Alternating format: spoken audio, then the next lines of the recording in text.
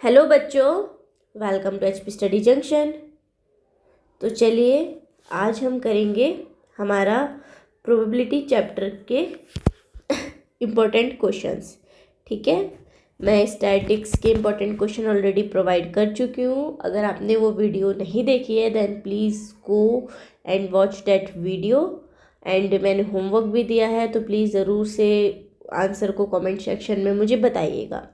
और इससे जो लास्ट वीडियो थी जिसमें मैंने प्रोबेबिलिटी के बेसिक कॉन्सेप्ट सारे एक्सप्लेन करे हैं, पूरे 12 मिनट में मैंने पूरी प्रोबेबिलिटी अच्छे से समझा दी, जो जो भी हमारे बेसिक कॉन्सेप्ट यूज़ होते हैं। देखो बच्चों, ये क्विक रिवीजन सीरीज़ है तो हम इसमें रिवीजन ही कर रहे हैं। हर एक चैप्टर को डीपली पढ़ना एग्ज़ाम से इतने एग्ज़ाम बिल्कुल पास में है वो अभी पॉसिबल नहीं है, राइट। तो मैं ये मान के चल रही हूँ वो सब आपने पढ़ लिया होगा डीपली। और अगर बाई चांस नहीं भी पढ़ा है तब भी अगर आप इन वीडियोस को देखेंगे तो आपका काम हो जाएगा। मैं इसी हिसाब से ही लेके चल रही हूँ, ठीक है।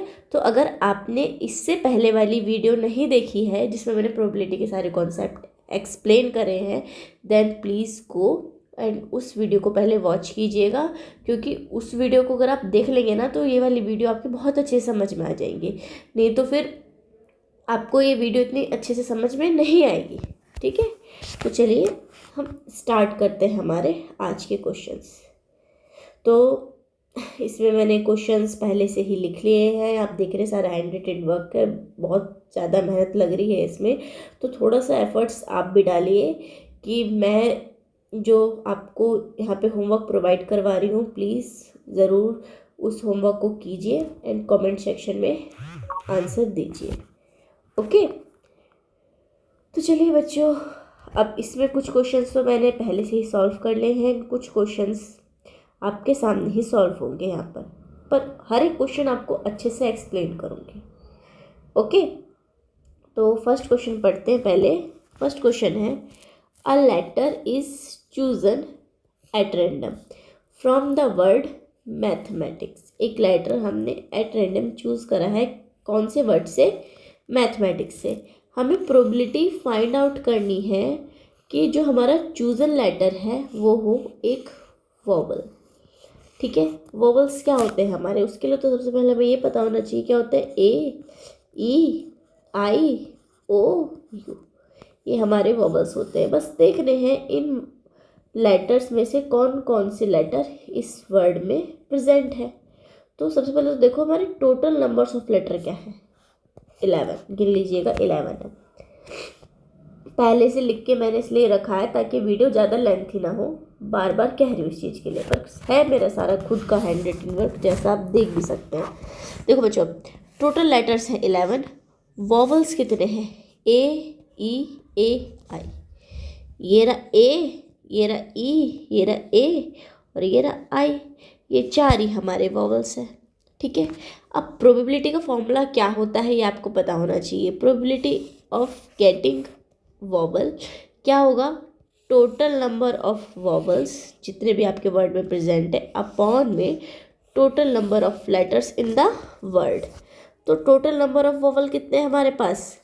4, और टोटल नंबर ऑफ लेटर्स कितने हैं वर्ड में? 11। तो 4/11 हो गई इस चीज़ की प्रोबेबिलिटी कि हम जो जो लेटर चूज़ करेंगे वो एक क्या होगा? वॉवल होगा। क्लियर? अब बात करते हैं कॉन्सोनेंट। हम सेकंड में क्या पूछ रहा है? कॉन्सोनेंट के लिए पूछ रहा है ना कि चूजन वर्ड हो कॉन्सोनेंट। वॉवल्स को हटा दो, बाकी जो बचे वो आपके क्या हुए? कॉन्सोनेंट ही तो हुए। तो देखो टोटल लेटर कितने हैं हमारे पास? 11, और 11 में से 4 क्या है हमारे? वॉवल्स। 11 में से 4 माइनस करोगे तो कितना बचेगा आपके पास? 7।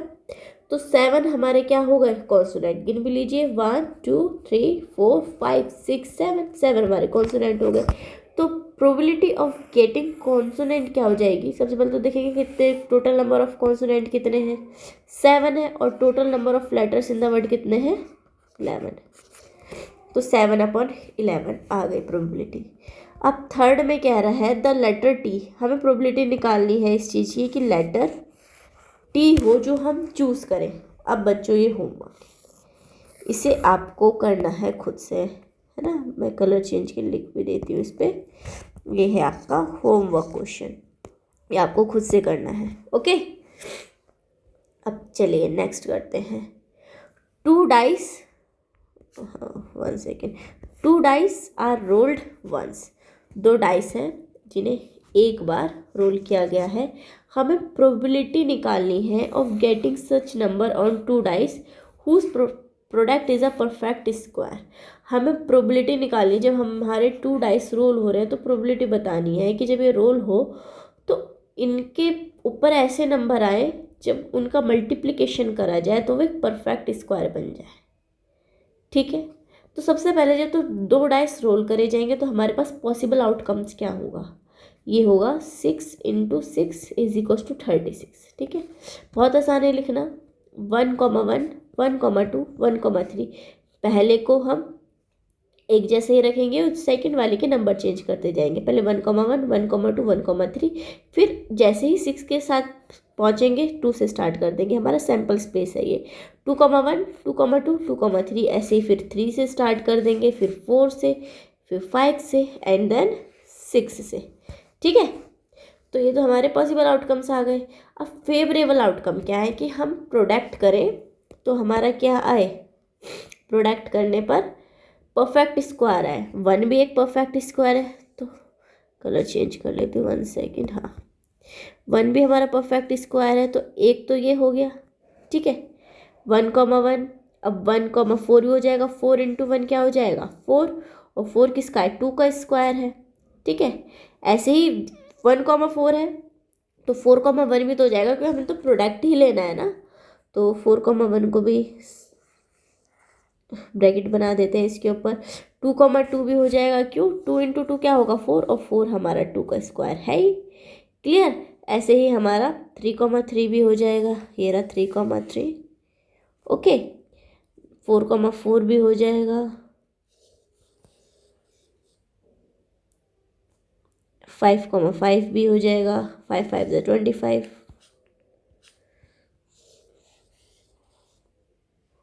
ठीक है, ऐसे ही हमारा 6, 6 भी हो जाएगा। ठीक है बच्चों, तो ये हो गया। तो अब देखो ज़रा हमारे पास नंबर ऑफ फेवरेबल आउटकम्स कितने आए हैं। 1, 2, 3, 4, 5, 6, 7, 8 कितने आए हैं 8। और number of all possible outcome कितने हैं हमारे पास 36 है ना। अब ये 2 से जा रहे हैं, 2 से क्या 4 से जा रहे हैं। 4, 2 = 8 एंड 4, 9 = 36। तो कितने आ गए हमारे पास प्रोबेबिलिटी 2/9 हमारी प्रोबेबिलिटी आ गई। ये हमारा ये क्वेश्चन भी सॉल्व हो चुका है। आई होप आपको क्लियर हो गया होगा। अब थर्ड क्वेश्चन पढ़ते हैं। थर्ड क्वेश्चन कह रहा है फॉर एन इवेंट ई, किसी इवेंट ई के लिए probability of E plus probability of not E कितना है, एक्स के इक्वल है। तो हमें वैल्यू फाइंड करनी है x² - 3। इसके लिए तो बच्चों सबसे पहले आपको फॉर्मूला पता होना चाहिए। क्या, we know that what probability of E plus probability of not E किसके इक्वल होता है 1 के इक्वल होता है। तो यहाँ से हम कंपेयर करेंगे तो x की वैल्यू क्या आ जाएगी 1 आ जाएगी ना हमारे पास। देयरफॉर किसकी वैल्यू निकालनी है हमने x² - 3 की वैल्यू निकालनी है। x² की वैल्यू कितनी है 1 का स्क्वायर - 3। 1 का स्क्वायर कितना होता है 1 - 3 कितनी आ गई हमारे पास वैल्यू -2। तो ये क्वेश्चन भी हमारा हो गया। आई होप आपको क्लियर हो गया होगा। नेक्स्ट पढ़ते हैं हम। Sakshi and Samanvi are friends. Okay, the probability that both will have the same birthday in a non leap year. हमें इस चीज़ की प्रोबेबिलिटी बतानी है कि नॉन लीप ईयर में दोनों का बर्थडे सेम डे पर आए। तो बच्चों देखो, सबसे पहले तो देखो कीवर्ड है non leap year. Non leap year में हमारे पास कितने डेज होते हैं 365 होते हैं, और लीप ईयर में कितने होते हैं 366 होते हैं। तो नॉन लीप ईयर में सेम डे पर बर्थडे आने की क्या प्रोबेबिलिटी हो। अब देखो बच्चों, हमसे सेम डे का पूछा है, तो सेम डे की क्या होगा, सेम डे की प्रोबेबिलिटी हो जाएगी आपकी 1/365। अगर पूछा होता डिफरेंट डे पे तो क्या हो जाता 3, 364/365, इसे याद ही कर लीजिए। 364/365 होगा डिफरेंट डेज के लिए, और सेम डे के लिए 1/365, है ना। तो आई होप ये क्लियर हो गया होगा। अब नेक्स्ट पढ़ते हैं। नेक्स्ट है, there is a square board of side 2a unit circumscribing a right circle. John is asked to keep a dot on the board. Find the probability that he keeps the dot on shaded region. तो देखो हमारे पास ये एक board है जो कि square की shape में है, इस और ये किसको घेरे हुआ है, एक सर्कल को घेरे हुआ है, दिख भी रहा होगा आपको। इसकी साइड है 2a, तो ये डायमीटर भी हो जाएगी सर्कल के, तो सर्कल की रेडियस क्या आ जाएगी हमारे पास, a आ जाएगी। अब जॉन ने यहाँ पर एक डॉट लगाया, तो हमें प्रोबेबिलिटी बतानी है कि वो डॉट इस शेडेड रीजन में यहाँ कहीं लगा हो, ठीक है। तो सबसे पहले देखो एरिया ऑफ स्क्वायर क्या है, 2a का स्क्वायर, तो 4a स्क्वायर हो जाएगा। एरिया ऑफ सर्कल क्या होता है, पाई आर स्क्वायर, तो एक आर रेडियस क्या है हमारे पास, a है ना, तो पाई a स्क्वायर आ जाएगा। तो probability of dot on shaded region क्या हो जाएगा, सबसे पहले देखो बड़ा क्या है, एरिया ऑफ स्क्वायर बड़ा होगा ना, एरिया ऑफ स्क्वायर में से एरिया ऑफ सर्कल हम माइनस कर देंगे, अपॉन में क्या आता है बड़ा वाला, तो एरिया ऑफ स्क्वायर आ जाएगा। बस वैल्यू यहाँ पे पुट कर दी है सबके, और ये हमारा आंसर आ गया। आई होप आपको क्लियर हो गया होगा। अब नेक्स्ट देख लेते हैं जल्दी से। देखो नेक्स्ट कह रहा है, the probability of getting a bad egg in a lot of 400 is 0.035. Then find the number of bad eggs in the lot. तो प्रोबेबिलिटी है किसकी कि हमें बैड एग मिलेगा 400 में, जो हमारे पास टोटल नंबर ऑफ एग है वो 400 है, और प्रोबेबिलिटी है कि हम उसमें से बैड एग को चूज़ करें 0.035। हमसे पूछ रहा है कि find the number of bad eggs in the lot, हमें बताना है कि 400 में से कितने एग्स बैड हैं।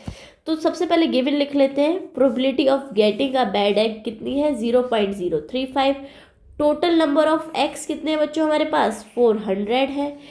अब हमें निकालना क्या है, नंबर ऑफ बैड एग, जो कि हमने ले लिया एक्स। अब फॉर्मूला ध्यान रखो, बच्चे कहेंगे कैसे निकलेगा, बस प्रोसीजर ध्यान रखो, आप क्वेश्चन कैसे करते आए हो अभी तक, उसी चीज से ही क्वेश्चन सॉल्व हुआ। कुछ अलग रॉकेट साइंस नहीं पूछ लेगा क्वेश्चन आपसे, बट आप क्वेश्चन देख के घबरा जाते हैं, क्वेश्चन कहना क्या चाह रहा है, ठीक है। पहले क्वेश्चन नहीं समझ में आए, एक दो बार उसे पढ़िए, फिर भी ना समझ में आए गिवन लिखिए, आपके पास है क्या क्या चीज़ क्वेश्चन में से, पहले वो तो निकालिए क्या गिवन है, क्या आपने करना है, इतना तो निकालना सीखिए। फिर उसके बाद अपना माइंड लेके जाइए, अभी तक जो आपने क्वेश्चन सॉल्व करे हैं ना जिस प्रोसीजर से, उन्हीं प्रोसीजर को उसी सबको अप्लाई कीजिए, तो आपका क्वेश्चन हो जाएगा। इस चीज़ को अप्लाई करके देखना बच्चों, आपको तब समझ पाएगा। अब देखो फॉर्मूला लगाया है मैंने सिंपल सा, probability of getting a bad egg क्या होगा, number of favourable outcome upon में टोटल नंबर ऑफ आउटकम। तो probability of getting a bad egg तो हमें ऑलरेडी गिवन है 0.035। नंबर ऑफ फेवरेबल आउटकम मतलब हमारे पास बैड एग कितने हैं, एक्स हमने लिया है, और total number of outcomes, total x कितने 400। अब इसको सॉल्व करके एक्स की वैल्यू क्या होगी ये आप मुझे बताएंगे कमेंट सेक्शन में, ओके। तो ये हो गया आपका होमवर्क क्वेश्चन, 2 क्वेश्चन अभी तक मैं दे चुकी हूँ। अब करते हैं बच्चों 7th, ध्यान से पढ़िएगा, बहुत अच्छा क्वेश्चन है। देखो 2 customers Shyam and Ekta, 1 second मैंने, हाँ अब ठीक है। 2 customers Shyam and Ekta are visiting a particular shop in the same week, Tuesday to Saturday.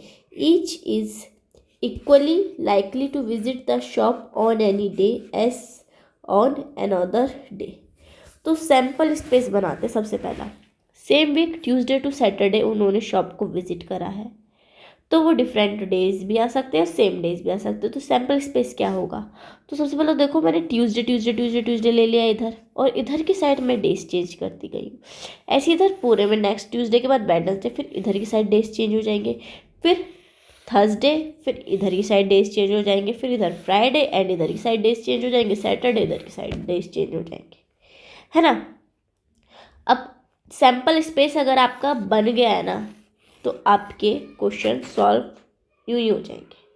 अब देखो आगे क्वेश्चन में क्या कह रहा है, what is the probability that both will visit the shop on same day. इसकी क्या प्रोबेबिलिटी है कि दोनों शॉप को सेम डे पर विजिट करें, हमें ये बताना है इसमें। तो सबसे पहले हम अपने फेवरेबल आउटकम देख लेते हैं बच्चों, ठीक है। तो देखो सेम डे पर विजिट करें, तो इसमें सैम्पल स्पेस में ही देखेंगे।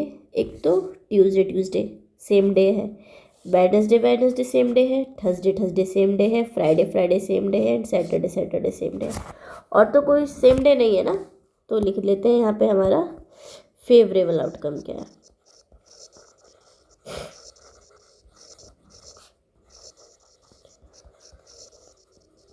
इज इक्वल्स टू क्या है, ट्यूसडे वो विजिट कर सकते हैं, वेडनेसडे विजिट कर सकते हैं, थर्सडे विजिट कर सकते हैं, फ्राइडे विजिट कर सकते हैं, एंड सैटरडे भी वो विजिट कर सकते हैं।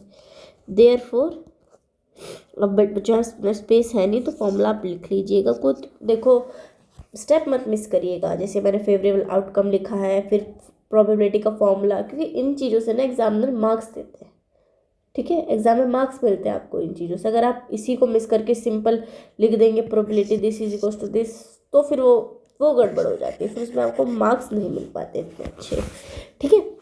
देखो क्या होगी प्रोबेबिलिटी, फेवरेबल आउटकम 1 2 3 4 5 अपॉन में टोटल नंबर ऑफ आउटकम कितने, देखो 1 2 3 4 5, इधर भी 5, और रो कितनी बन रही है हमारे पास 1 2 3 4 5, तो 5 अपॉन 5 इंटू 5 25, तो 25 हो जाएगा। तो क्या कितना आ जाएगा, ये 1/5 हो गई प्रोबेबिलिटी, ठीक है। अब नेक्स्ट देखो, what is the probability that both will visit the shop on consecutive day.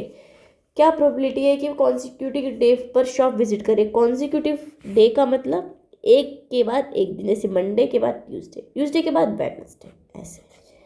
सबसे पहले हम क्या लिखेंगे, फेवरेबल आउटकम लिखेंगे अपना, फेवरेबल आउटकम, ठीक है। चलिए, तो जैसे कि देखो ट्यूसडे वेडनेसडे साथ साथ आते हैं, ट्यूसडे थर्सडे नहीं आएंगे साथ, ऐसे ही आपका इधर आप देखेंगे तो ये हो जाएगा वेडनेसडे ट्यूसडे, है ना। अब वेडनेसडे थर्सडे हो सकता है, बिल्कुल हो सकता है। Let me change the colour, सारा मिक्स हो गया है ना, कलर चेंज कर लेते हैं, पर्पल ले लेते हैं। ये था हमारा, एक ये था और एक ये था, ठीक है। थर्सडे वेडनेसडे भी हो सकता है, बिल्कुल हो सकता है। थर्सडे फ्राइडे भी हो सकता है आपका, है ना। और आपका फ्राइडे सैटरडे हो सकता है, एंड फ्राइडे थर्सडे हो सकता है। और इधर आप देखेंगे तो सैटरडे एंड फ्राइडे हो सकता है। तो ये आपके आउटकम होगा। तो फेवरेबल आउटकम कितना है आपका, लिख लेते हैं हम इसको भी, 5 पेन चेंज कर लेते हैं। एक तो आया है हमारा क्या, ट्यूसडे वेडनेसडे, दूसरा आया है वेडनेसडे ट्यूसडे, फिर आया है वेडनेसडे थर्सडे, फिर आया है Thursday Wednesday and Thursday Friday and Friday Thursday, Friday Saturday and Saturday and Friday. ये है, तो कितना है 1 2 3 4 5 6 7 8 है।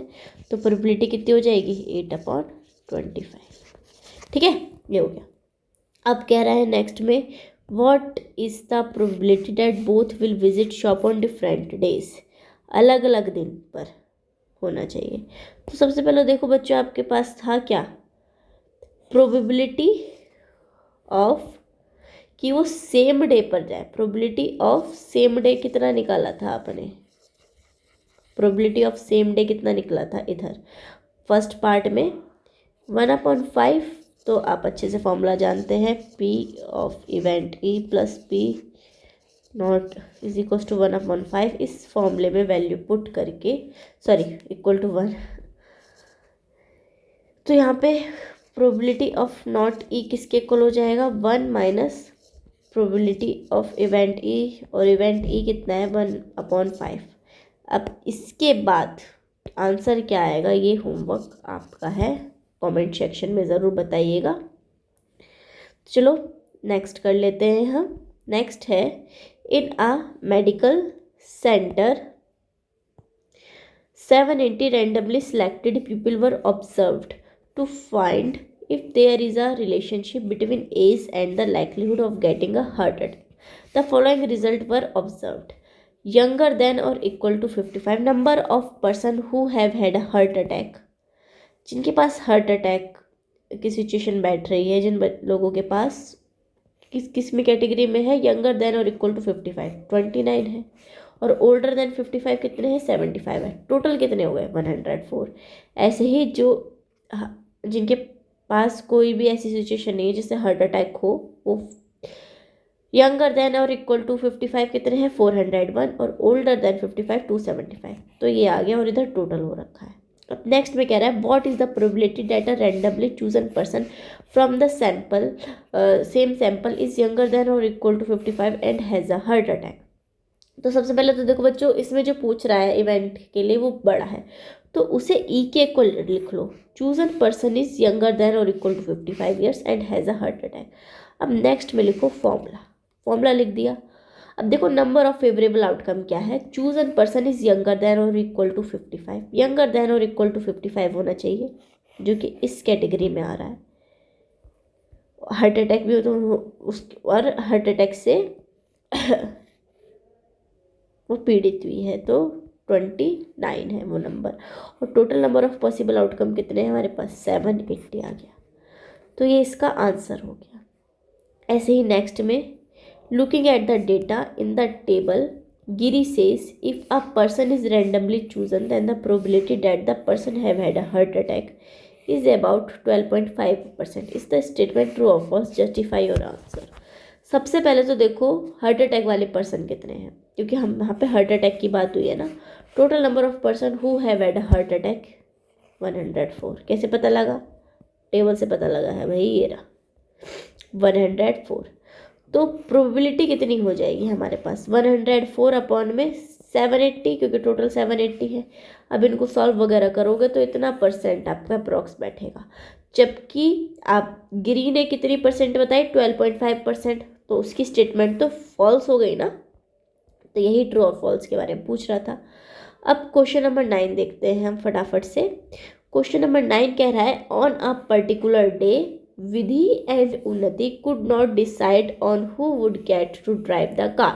They had one coin each and flipped their coins exactly 3 times. The following was agreed upon. If Vidhi gets 2 heads in a row, she would drive the car. If Unnati gets a head immediately followed by a tail, she would drive the car. Who has more probability to drive the car that day? List all the outcomes and show your steps. सबसे पहले तो बच्चों sample space बनाएंगे। देखो, they had one coin and each flipped their coins exactly 3 times. तो उस हिसाब से सैम्पल स्पेस बन जाएगा। Head head head, head head tail, head tail head, tail head head. देखो सबसे पहले तो बच्चों आए यहाँ पे हमने पूरा सैम्पल स्पेस बना लिया जिसमें 8 आए हैं, ठीक है। देखो उसका कितने फेस होते हैं, कॉइन के 2 फेस होते हैं, और कितने टाइम्स कॉइन को उछाला गया 3 टाइम्स, और 2 की क्यूब कितना होता है 8 के इक्वल होता है। तो इसलिए टोटल नंबर ऑफ आउटकम कितने आए सैम्पल स्पेस में 8 आए हैं। अब विधि की बात करते हैं। विधि कब चलाएगी, जब उसके पास एग्जैक्टली 2 हेड्स आएंगे एक साथ। तो फेवरेबल आउटकम क्या है, एग्जैक्टली 2 हेड्स के, एक ये वाला है, एक ये वाला है, एक ये वाला है, 3 ही तो है। बाकी सब में तो हेड अलग अलग आ रहे हैं, एक इधर है एक इधर है, बीच में टेल आ गया, तो ये तो होगा नहीं। तो विधि कब चलाएगी गाड़ी, जब उसके पास ये आउटकम आएंगे। तो कितनी पॉसिबिलिटी है इसकी 3/8। क्यों, ये टोटल कितने हैं 1 2 3, और सैम्पल स्पेस में टोटल कितने 8, तो कितना आ गया 3/8। ऐसी उन्नति का देखेंगे, उन्नति का कितना है टेल हेड। क्यों? If Unnati gets a head immediately followed by a tail she would drive the car. ठीक है, टेल हेड पे उन्नति चलाएगी। तो ऐसे कितने हैं इसमें टेल हेड वाले? एक तो ये रहा tail head, tail head, tail head और टेल हेड, है ना, 4। तो उस हिसाब से 4/8 हो जाता है, तो 1/2 हो जाता है। 3/8 और 1/2 में से बड़ा कौन है? Of course 1/2। तो thus Unnati is more likely to drive the car that day. Clear? अब आता है बच्चों कार्ड वाला क्वेश्चन। कार्ड वाले क्वेश्चन के लिए सबसे पहले तो मैंने आपको एक कार्ड का छोटा सा डायग्राम बना के दे दिया है कि अगर आपको नहीं समझ में आ रहा हो तो सबसे पहले कार्ड के क्वेश्चन के लिए डायग्राम जरूर बना लें। आपके दिमाग में बिल्कुल प्रिंट होना चाहिए डायग्राम, तो आपसे इजीली कार्ड्स के क्वेश्चन सॉल्व हो जाएंगे। देखो, 1 डेक ऑफ कार्ड में कितने होते हैं आपके कार्ड्स? 52, जिसमें 26 ब्लैक होते हैं एंड 26 रेड होते हैं। ब्लैक में भी 13 का होता है पेयर, 13 स्पेड, 13 क्लब, और रेड में 13 डायमंड और 13 हार्ट। और 13 कार्ड्स में सब चारों में एक जैसा होता है। 1 किंग होता है, 1 क्वीन होता है, 1 जैक होता है, 1 ऐश होता है, और बाकी कार्ड्स पर ये नंबर डले होते हैं। ठीक है, अब आते हैं अपने क्वेश्चन पे। The king, queen and jack of clubs are removed from a pack of 52 cards. इन्हें रिमूव कर दिया गया है and then remaining cards are while shuffled. Okay, a card is selected from the remaining cards. Find the probability of getting a spade. अब देखें, हमारे पास king, queen और Jack को तो हमने रिमूव कर दिया जो कि क्लब के थे। क्लब में कितने होते हैं? टोटल 13 होते हैं कार्ड्स। तो बचे कितने? 13 - 3 = 10 कार्ड्स बचे हमारे पास क्लब में। टोटल कार्ड्स कितने हो गए हमारे पास? 52 कार्ड्स होते हैं, सॉरी 15 लिख दिया, 52 कार्ड्स होते हैं। 15 में से 3 तो गए, तो कितने बचे? 49 कार्ड्स बचे। अब इस हिसाब से हम सॉल्व करेंगे। स्पेड आना चाहिए। देखो बच्चों, स्पेड हमारा ये रहा। स्पेड में पूरे 13 कार्ड हैं, तो 13/49 हो जाएगा, क्योंकि इसका तो कहीं गया नहीं है कार्ड बार। अब क्या रहा है? सेकंड में ब्लैक किंग होना चाहिए। ब्लैक किंग, देखो 26 ब्लैक है, एक किंग इसमें ब्लैक होगा, एक किंग इसमें ब्लैक होगा, पर क्लब का तो किंग निकल चुका है, तो ब्लैक किंग हमारे पास सिर्फ एक ही बचा ना, तो 1/49 हो गया। थर्ड में क्या रहा है? क्लब का होना चाहिए। क्लब में कितने कार्ड्स है? 13। 13 में से 3 तो अब निकाल चुके हैं, तो कितने बचे? 10 बचे। तो क्लब का क्या आ गई प्रोबेबिलिटी? 10/49। अब क्या रहा है? जैक होना चाहिए। जैक, देखो जैक चारों में एक एक जैक होगा, बट इसका जैक तो हम निकाल चुके हैं ना क्लब वाले का, तो जैक कितने बचे? 3, तो 3/49 हो गया। कितना आसान है बच्चों। कार्ड के क्वेश्चन थोड़े हार्ड लगते हैं, लेकिन अगर आपके दिमाग में ये डायग्राम बिल्कुल अच्छे से सेट है ना, कार्ड के क्वेश्चन सीरियसली ट्रस्ट में आपके लिए कुछ भी नहीं है, यूं ही सॉल्व हो जाते हैं। आई होप आपको इस समझ में आ गया होगा। अब नेक्स्ट क्वेश्चन देखते हैं फटाफट से। क्या रहा है? Cards on which numbers 1 to 100 are written, 1 number on 1 card and no number is repeated. देखो, एक कार्ड पर एक नंबर है और कोई भी नंबर रिपीट नहीं है। And put in a bag and mix thoroughly. A card is drawn at random from the bag. Find the probability that card taken out has an even number. अब देखो 1 से 100 तक लिखे हुए हैं, तो उसमें क्या होगा? 15 तो ऑड नंबर हो गए, 50 इवन नंबर हो गए, तो कितना आसान हो गया। टोटल नंबर ऑफ कार्ड्स कितने? 100, और इवन नंबर के लिए 50 आ जाएगा, तो 1/2 इसकी प्रोबेबिलिटी हो जाएगी। A number which is multiple of 13। Multiple of 13 के लिए 13 का टेबल लिख दीजिए। कहाँ तक?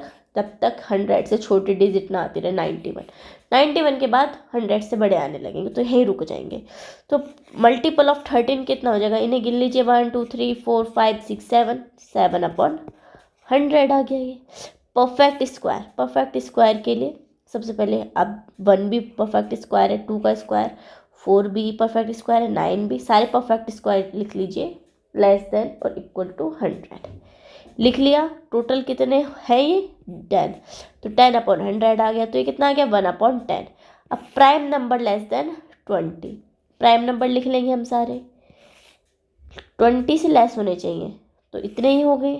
अब यहाँ पे ऐसे ही प्रोबेबिलिटी ऑफ प्राइम नंबर क्या होगा, 8/100, ये पूरे 8 है, कैंसिल होकर 2/25। ये भी कितना ईजी है, यूँ ही सॉल्व हो गया। अब बच्चों आज का लास्ट क्वेश्चन देख लेते हैं। A number x is selected from the number 1 2 3 and then a second number y is randomly selected from the number 149, then the probability that the product of x y of the two numbers will be less than 9 is. ठीक है, x choose करा गया है, इसमें से y choose करा गया है, इसमें से प्रोबेबिलिटी बतानी है कि प्रोडक्ट करेंगे जब x y का लेस देन 9 आएगा। उसके लिए सबसे पहले हम क्या करेंगे, मल्टीप्लिकेशन टेबल बनाएंगे जहाँ पे x और y की अलग, यहाँ पे देखो x में 1 2 3 है, तो पहले सारे 1 से मल्टीप्लाई करेंगे, फिर सब 2 से मल्टीप्लाई करेंगे, फिर 3 से मल्टीप्लाई करेंगे। ठीक है, अब इसमें मल्टीप्लाई करने के बाद देखेंगे किस में लेस देन हमारा क्या आ रहा है, 9। इसमें लेस देन 9 है, इसमें लेस देन 9 है, ये दोनों लिख लिए। ठीक है, अब इसमें आ जाते हैं, ये भी लेस देन 9 है, ये भी लेस देन 9 है, ये दोनों भी लिख लिए। इसमें देखेंगे तो ये लेस देन 9 है, ये भी हमने लिख लिया। अब probability of x y less than 9 कितना हो जाएगा, 1 2 3 4 5 हो गया। और 9 क्यों आया नीचे, क्योंकि यहाँ पे देखो 3 3 3 टोटल 9 है, बस आउटकम तो 5/9 आ गया। तो बच्चों इसी के साथ ये मैंने क्वेश्चन समझा दिए हैं। अब नेक्स्ट प्रोबेबिलिटी पे जो वीडियो आएगी जिसमें मैं और क्वेश्चन इसके थोड़े बहुत बचे हुए हैं, वीडियो बहुत लेंथी हो जाती है इसलिए मैंने करवाया नहीं, और आप इतनी लेंथी वीडियो देखोगे भी नहीं। जब आपके एग्ज़ाम होंगे ना उसके पास में आएगी। अगर आपको वीडियो चाहिए हो देन कमेंट करिएगा, तभी मैं वीडियो को बनाऊँगी। ठीक है, तो आज के लिए इतना ही है। और जो मैंने होमवर्क क्वेश्चन दिए हैं आपके, आई थिंक 3 दिए, उन्हें ज़रूर करिएगा एंड कमेंट सेक्शन में बताइएगा मुझे उनका क्या आंसर है। और बच्चों आप देख रहे हैं कितनी मेहनत लग रही है, तो please like share and subscribe and अच्छे से पढ़िए। तो आज के लिए इतना ही, bye bye, thank you for watching.